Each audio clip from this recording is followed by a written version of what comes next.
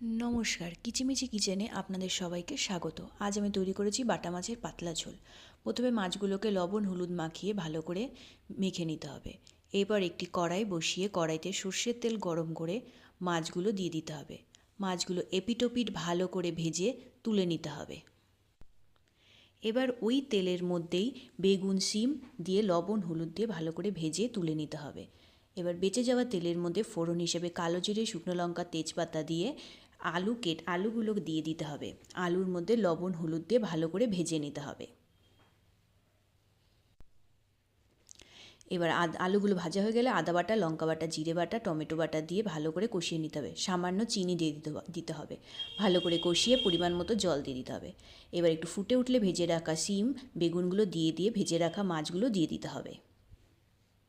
এবার উপর দিয়ে ধনেপাতা কুচি ছিটিয়ে গরম গরম পরিবেশন করুন বাটা মাছের পাতলা